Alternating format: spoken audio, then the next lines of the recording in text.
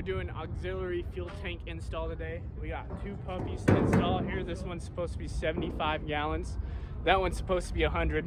That one's got a narrower base though, so that one's gonna go in the short bed over here. And this one, this is supposed to be 75 gallons. It's going in the long bed right there. So first thing we're gonna do, I picked them up used for a pretty good price. We already rinsed them out and washed them. We're gonna paint them, and then we're gonna start the install. So we got the parts laid out. We're gonna hit it with some paint and primer just so that they're the same color as the trucks. These are all the parts that we got to install it.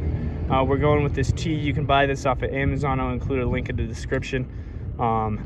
This is a automatic, it's a rollover shut-off valve is what it is. So it's always on, but if the truck ever rolls over, it shuts off.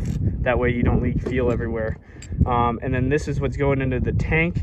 You got your shut-off valve here, and then this is a K&N inline fuel filter, just in case there's any crud going from the tank to the main tank, from the auxiliary tank to the main tank. That's going to catch it, but it should be good.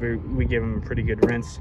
Obviously you need your hose clamps, Teflon tape, and we are also going to need to have a increaser from the side of the tank, because the side of the tank looks like it's 1/2 inch and this fitting is 3/8, I believe. We'll figure that out when we get to the store, but we'll just get a little 90 in there, and then this will run out like so and then drop down through the bed of the truck.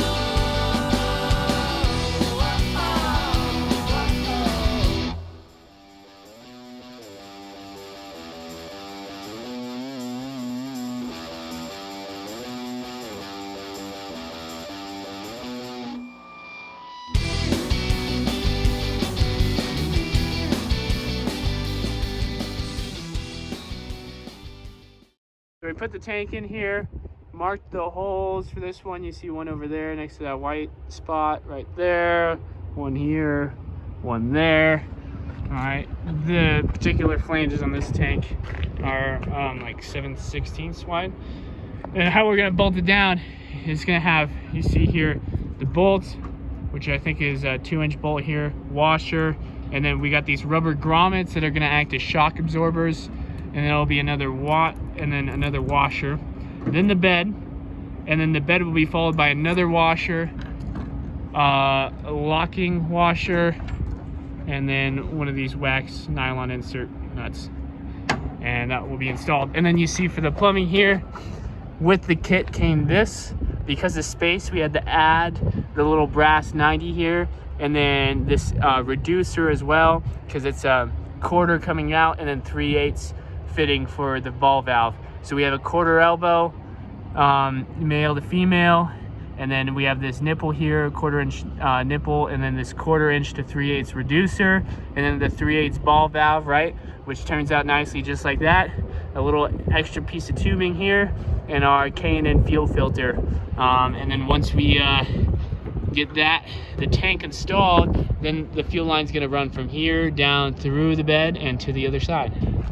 Finally done with this job. It took like 6 hours for 2 tanks maybe.